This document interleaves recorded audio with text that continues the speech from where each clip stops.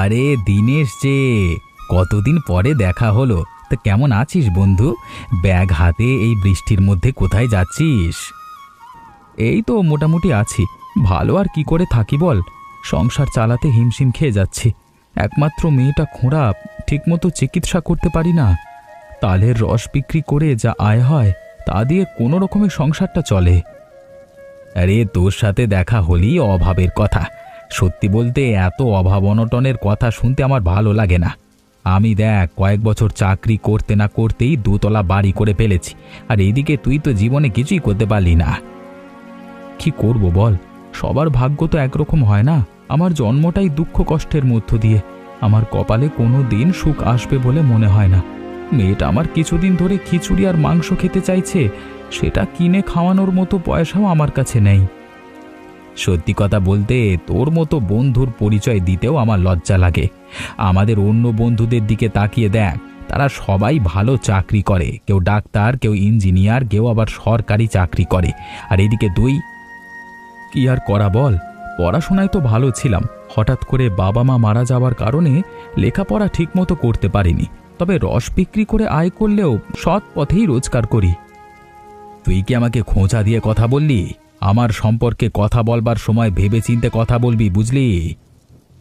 বন্ধু, তোর সাথে আমি আর কথা বাড়াতে চাই না। আমি এখন বাজারে যাব।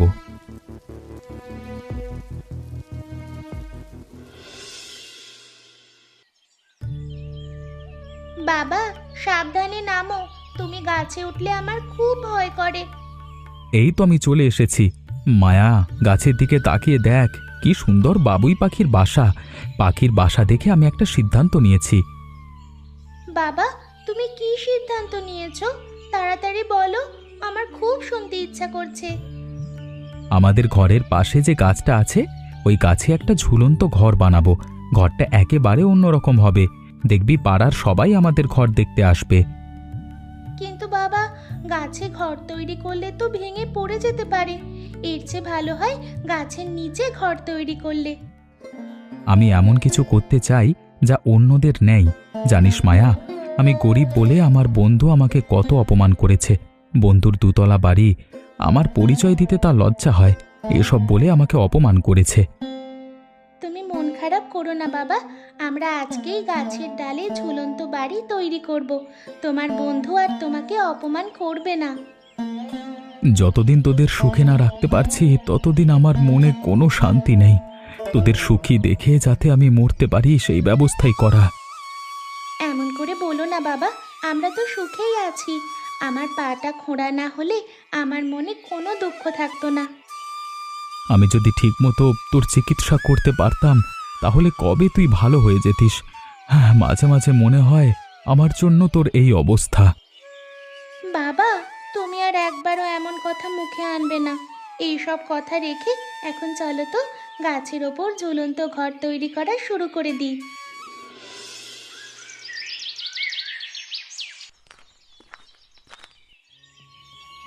মা, মা, বড় বিপদ হয়ে গেছে। কি হয়েছে রে? এভাবে দৌড়াচ্ছিস কেন? তোর পায়ে তো আবার চাপ পড়বে। মা, মা, মা, বাবা, বাবা গাছ থেকে পড়ে গেছে। ঝুলন্ত ঘর বানাতে গিয়ে পা পিছলে নিচে পড়ে গেছে, উঠতে পারছে না। মা, আমি বাবাকে ডাকলাম, কিন্তু বাবা শুধু কাতরাচ্ছে, উঠতে পারলো না। হায় সৃষ্টিকর্তা, আমি তো কতবার মানা করেছিলাম, বলেছিলাম এমন ঝুঁকি নিও না। চল চল, তাড়াতাড়ি চল।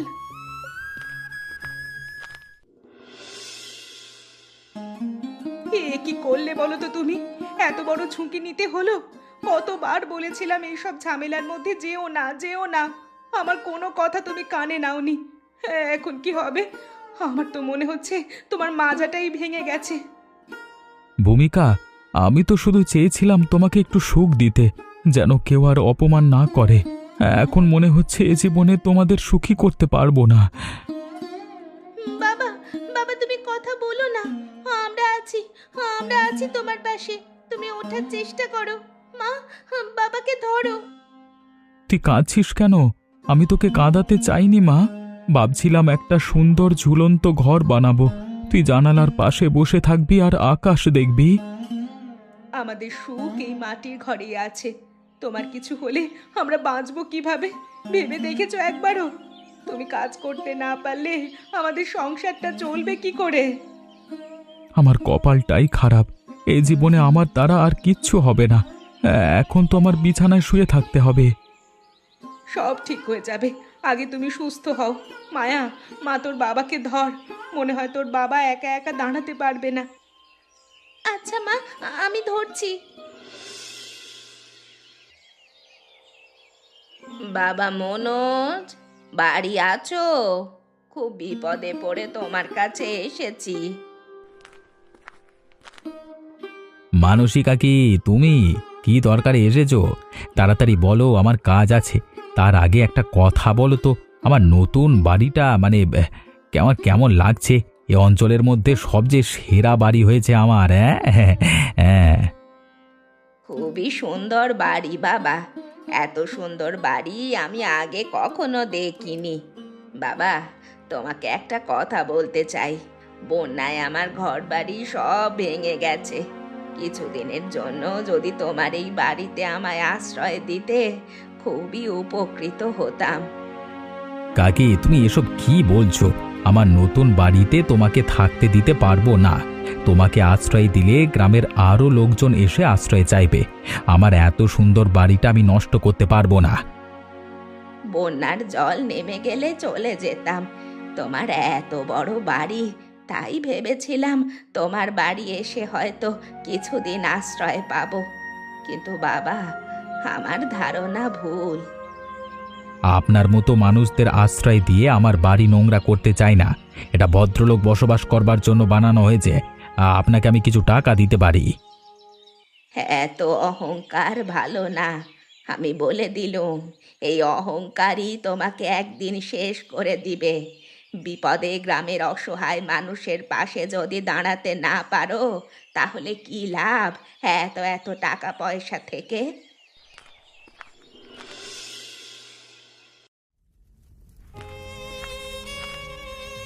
আমাদের যে কি হবে রে মায়া? তোর বাবার তো মাজা ভেঙে পড়ে আছে, ডাক্তার দেখাতে গেলেও টাকা লাগে। আর কাজ করতে না পারলে সংসারটাই বা চলবে কি করে? মনে হচ্ছে মাথার ওপর আকাশ ভেঙে পড়েছে। মা, তুমি এত দুশ্চিন্তা করো না। বাবা সব সময় বলতো না, কষ্টের দিন চিরদিন থাকে না। আমরা কিছু একটা পথ ঠিকই বের করব। পথ? কোন পথ রে?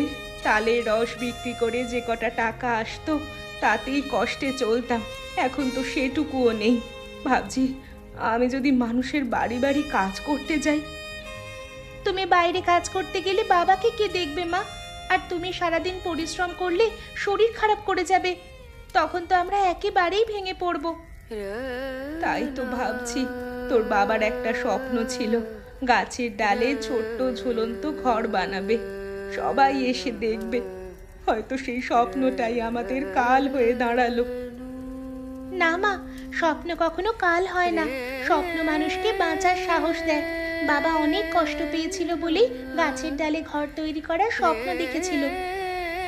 একটা কাজ করলে হয়, তুই আর আমি মিলে গাছের ডালে একটা ঘর তৈরি করব।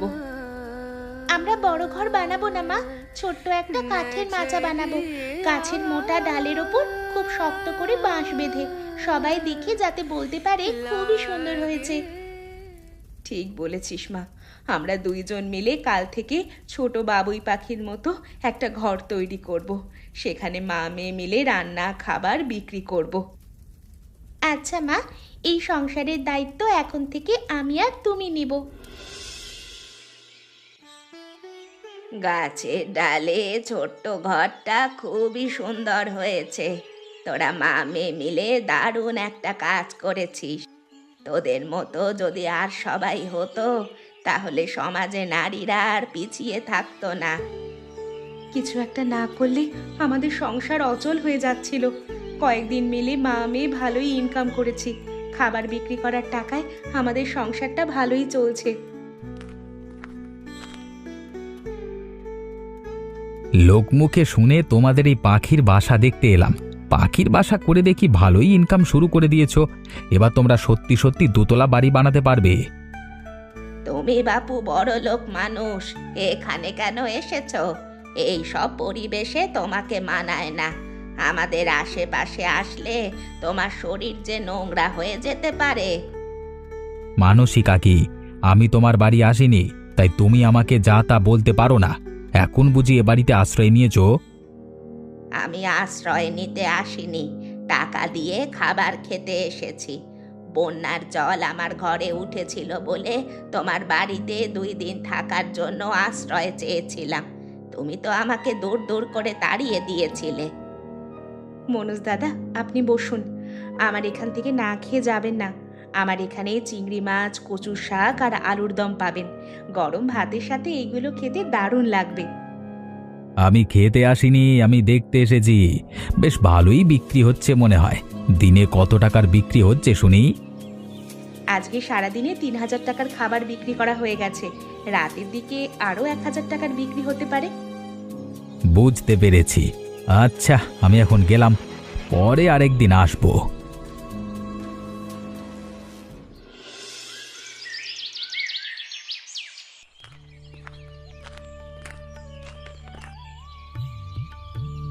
কেমন আছিস দিনেশ? শুনলাম এখনো পুরোপুরি দাঁড়াতে পারিস না।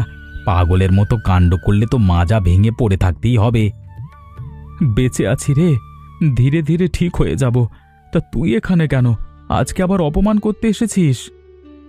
আরে বন্ধু, তোর ভালোর জন্যই এসেছি। তোর এই গাছের ডালে ঝুলন্ত ঘরটা নিয়ে গ্রামের অনেকেই হাসাহাসি করছে জানিস। বলছে গরিবের পাগলামি। এসব করে সম্মান বাড়ে না, বরং কমে। সম্মান টাকা দিয়ে কেনা যায় না মনোজ, ওটা কাজ করে আর আচরণ দিয়ে অর্জন করতে হয়। আমার ঝুলন্ত ঘর নিয়ে যদি লোকে হাসাহাসি করেই থাকে, তাতে তোর কি সমস্যা? আচ্ছা, বেশি জ্ঞান দিতে হবে না, সোজা কথা বলি, ওই ঝুলন্ত ঘরটা ভেঙে ফেল। আমি তোকে টাকা দেব, অনেক টাকা। তোর মায়ের চিকিৎসার জন্য লাগবে না, শহরের বড় বড় ডাক্তারের কাছে নিয়ে যা। তোর তো টাকার খুব দরকার। কি বললি? আমাদের ঘর ভেঙে ফেলতে বলছিস? আর একবার এই ধরনের কথা বলবি না বলে দিলাম। আরে বুঝে কথা বল। একটা গাছের ডালে বানানো ছোট্ট ঘর একটু জোরে বাতাস হলেই তো ভেঙে যাবে। তাছাড়া আজকাল এই সব ছোটোখাটো ব্যবসা করে কি দিন চলে?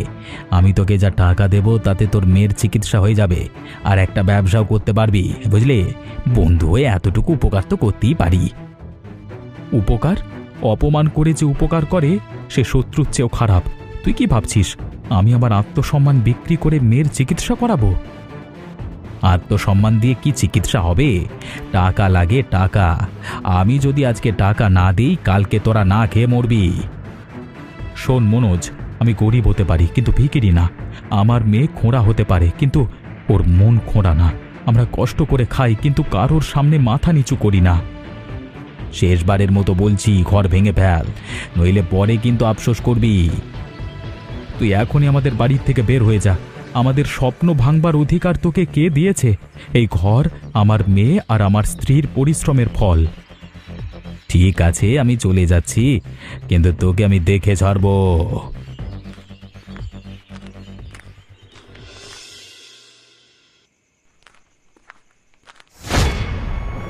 আহ! ওরে বাবা, কেউ আছো? আমাকে একটু তোলো।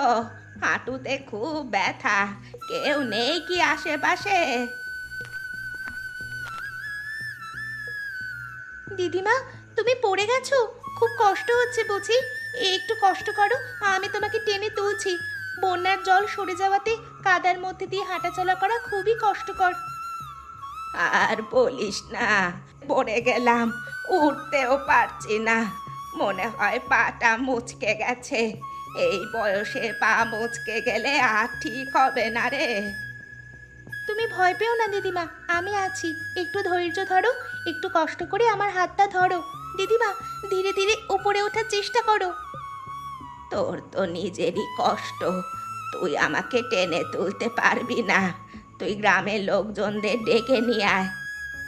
এই তো হয়ে গেছে। যাক, অবশেষে তোমাকে টেনে তুলতে পারলাম। আমি খোঁড়া বলে তুমি আমাকে ভরসা করতে পারোনি না? দেখলে তো, ঠিকই তোমাকে টেনে তুলেছি। আমাকে আর লজ্জা দিস না। আমি বলতে চাইছিলাম, তুই কি একা টেনে তুলতে পারবি? কিন্তু তোর মনোবল অনেক বেশি, তাই আমাকে টেনে তুলতে পেরেছিস। আজ তুই না থাকলে আমি হয়তো অনেকক্ষণ ওই খাদের মধ্যেই পড়ে থাকতাম, কেউ ছিল না আশেপাশে। একটা কথা বলবো, মন দিয়ে শুনবি? বলো। তোর বাবা যেদিন মনোজের সাথে কথা কাটাকাটি করলো, আমি দূর থেকে শুনেছিলাম। মনোজ বলতে বলতে যাচ্ছিল তোদের ক্ষতি করবে। আমরা তো কারো ক্ষতি করিনি, ছোট একটা ঝুলন্ত ঘর করে আমরা ব্যবসা করি, এতে ওরা তো রাগ কেন? কাজ করে টাকা উপার্জন করছি, এটা ওনার সহ্য হচ্ছে না। উনি চায় আমরা সারা জীবনই গরিব থাকি। তোরা একটু সাবধানে থাকিস, আমার কেন জানি মনে হচ্ছে ও তোদের ক্ষতি করতে পারে। সে দেখা যাবে, এখন চলো এখান থেকে যাই, তোমার কাপড়ে কাদা লেগে গেছে।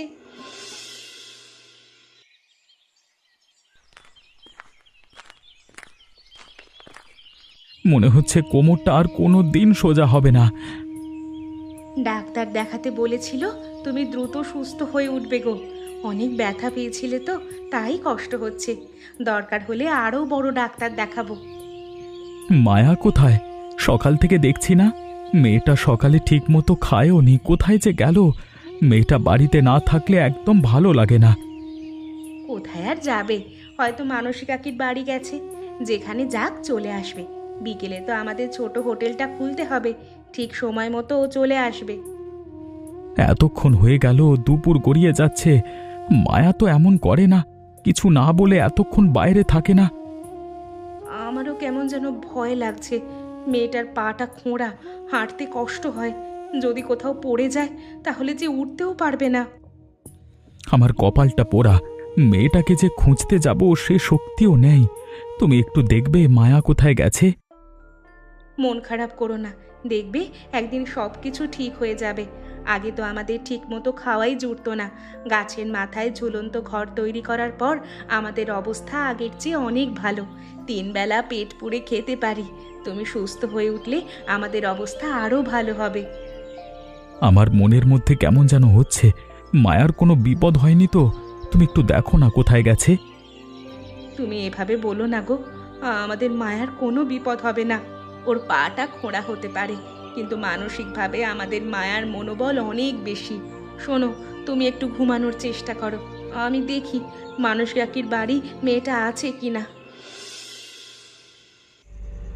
দেখেছিস, এই ঘরটাই এখন দিনেশের গর্ব। গ্রামের সবাই এখানে খেতে আসে, আমার থেকে বেশি রোজগার করছে, ভাবতে পারিস? তুই তো ধনী মানুষ, আর তোর 2 তলা বাড়ি আছে, এই ছোট্ট ঝুলন্ত ঘর নিয়ে এত চিন্তা কিসের? তুই বুঝবি না জয়, যেদিন থেকে ওরা এই ঘর বানিয়েছে সেদিন থেকে সবাই ওদের প্রশংসা করছে, আর আমার বাড়ি নিয়ে কেউ কথা বলে না। আমি এটা সহ্য করতে পারছি না। তাহলে তুই কি করতে চাইছিস? আজকে রাতেই আমি এই বাড়িটা ভেঙে দেব, ওদের সব স্বপ্ন মাটির সাথে মিশিয়ে দেব। এবার দেখব ওদের টাকা কোন জায়গা থেকে আসে। কেউ দেখলে বিপদে পড়ে যাব। আমি বলি কি, এসব চিন্তা বাদ দিয়ে চল, বাড়িতে যাই চল। তবে তোকে একটা কথা বলি, ঝুলন্ত বাড়িটা দেখতে কিন্তু বেশ সুন্দর। এত সুন্দর বাড়ি আমি আগে কখনো দেখিনি। তোকে এখানে নিয়ে আসলাম এই বাড়ি ভাঙবার জন্য, আর তুই এখানে এসে প্রশংসা করছিস। সেই প্রশংসা আমি নিতে পারি না। আরে কুকুর, আমি কুকুর খুব ভয় পাই মনোজ, আমি গেলাম। এইখানে থাকা আমার পক্ষে সম্ভব নয়। এইখানে কুকুর আছে জানতে পারলে আমি কখন আসতাম না রে ভাই। ওরে বাবা! চুপ কর, চুপ কর, এত জোরে কথা বললে কেউ তো শুনে ফেলবে। আর এই কুকুর দিনেশের পোষা কুকুর, ভয় পাওয়ার কিছু নেই। আরে পালা পালা, কুকুরটা পাগল হয়ে গেছে, পালা!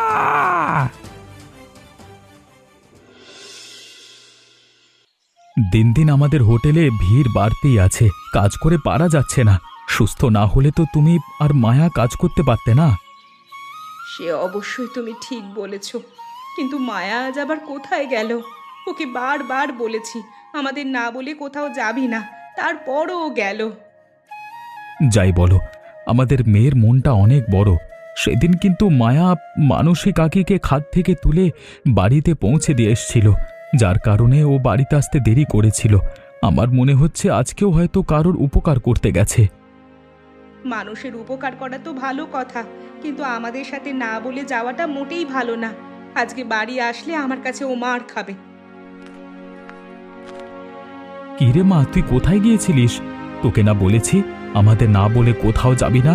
তুই তো জানিস তোর জন্য আমরা কত চিন্তা করি, আর কোনোদিন আমাদের না বলে কোথাও যাবি না। আজকে তুই আমার হাতে মার খাবি। এদিকে আমরা কাজ করে পারছি না, আর তুই ঘুরে বেড়াচ্ছিস। আমি তো বলেছি, তারপরও তুমি এত রাগ করছো কেন? মায়া মা, তোর মুখটা এমন শুকনো কেন? কিছু হয়েছে? বাবা জানো, মনোজ কাকার জলাতঙ্ক হয়েছে। জল দেখলে কেমন চিৎকার করছে। মনোজ কাকা খুব কষ্ট পাচ্ছে। বাবা, মনোজ কাকার জন্য আমার খুব খারাপ লাগছে। এ তুই কি বললি? আমার ছোটবেলার বন্ধু মনোজ বিভিন্ন সময় আমাকে অনেক ছোট করবার চেষ্টা করেছে, কিন্তু আজকে ওর জন্য আমার বুকটা ফেটে যাচ্ছে। আমাদের একবার মনোজ দাদাকে দেখতে যাওয়া উচিত। আমি ওনার জন্য আলাদা করে খাবার রান্না করছি। রান্না করা খাবার নিয়ে আমরা 3 জন মনোজ দাদাকে দেখতে যাব। আমি তো ভাবতেই পারছি না মনোজের জলাতঙ্ক হয়েছে। মায়া, তুই কি করে জানতে পারলি? এত বড় ঘটনা আর আমি কিচ্ছু জানি না। আমাকে মানসী দিদিমা বলেছে। আমি মানসী দিদিমার সাথে দেখতে যেতে চেয়েছিলাম, কিন্তু উনি আমাকে নিয়ে যায়নি। আচ্ছা আচ্ছা, আমরা একটু পরে সবাই মিলে যাব। ভূমিকা, তুমি দ্রুত রান্না শেষ করো। হ্যাঁ হ্যাঁ, করছি। কে কে এসেছে? আমি রে মনোজ, দীনেশ, সঙ্গে ভূমিকা আর মায়াও আছে। তোকে দেখতে এলাম। তোর খবর শুনে খুব কষ্ট হচ্ছে রে। তুই তুই এলি? আমি তোকে কত অপমান করেছি। তুই কেন এলি? তোর জায়গায় আমি হলে কোনো দিন আসতাম না। তুই আমার বন্ধু, তোকে দেখতে আসবো না এটা কি হতে পারে? দীনেশ, সেদিন যেদিন রাতের অন্ধকারে তোর ঝুলন্ত ঘর ভাঙতে গেছিলাম, সেই রাতেই তোদের কুকুরটা আমাকে কামড়ায়। আমি কাউকে বলিনি, লজ্জা পেয়েছিলাম, ভাবছিলাম কিচ্ছু হবে না, কিন্তু কয়েকদিন পর থেকেই শরীর খারাপ হতে লাগলো। এখন জল দেখলেই ভয় লাগে, আমার খুবই কষ্ট হয়। কাকা, আপনি আগে চিকিৎসা করেননি কেন? চিকিৎসা করলে আপনার এমন রোগ হতো না। আপনার কষ্ট আমরা যে দেখতে পারছি না। অহংকার আমাকে শেষ করে দিল মা। আমি ভাবতাম টাকা থাকলে সব হয়, কিন্তু আজকে বুঝলাম মন বড় না হলে টাকা দিয়ে কোনো কাজ হয় না। দাদা, এখনো সময় আছে। আমরা শহরে নিয়ে যাব, ডাক্তার দেখাবো। না বৌদি, অনেক দেরি হয়ে গেছে। ডাক্তার বলেছে এখন আর চিকিৎসা করে কোনো লাভ হবে না। এমন কথা বলিস না রে, সব ঠিক হয়ে যাবে। না রে দীনেশ, আমি জানি, তুই আমাকে ক্ষমা কর। তুই গরিব বলে তোকে নিয়ে কত হাসাহাসি করেছি, তোকে ছোট করেছি, তোর স্বপ্ন ভাঙতে চেয়েছি। তুই গরিব, কিন্তু তোর মনটা অনেক বড়। আমি ধনী, কিন্তু আমার মনটা ছোট ছিল রে। এসব পুরনো কথা মনে করিস না, আমি তোকে আগেই ক্ষমা করে দিয়েছি। তোর ঝুলন্ত ঘরটা খুব সুন্দর হয়েছে রে। গ্রামের সবাই ওখানে যায়, মজা করে খায়। তুই সম্মান অর্জন করেছিস পরিশ্রম দিয়ে। আমি শুধু টাকা দিয়ে সম্মান কিনতে চেয়েছিলাম, ভুল করেছি রে। দীনেশ, যদি আবার জন্ম হয়, তোর মতো বন্ধু হতে চাই, ক্ষমা কর। আমি তোকে ক্ষমা করেছি বন্ধু, তুই শান্তিতে থাক। বাবা, কাকা তো আর কথা বলছে না। কেন বলছে না বাবা? উনি আর কথা বলবে না। অহংকার মানুষকে শেষ করে দেয়, সম্মান মানুষকে বড় করে। মনোজ, তুই দেরিতে হলেও বুঝেছিস, এটাই তোর মুক্তি রে। এমনই মজার মজার গল্প দেখতে আমাদের চ্যানেলকে সাবস্ক্রাইব করতে ভুলবেন না।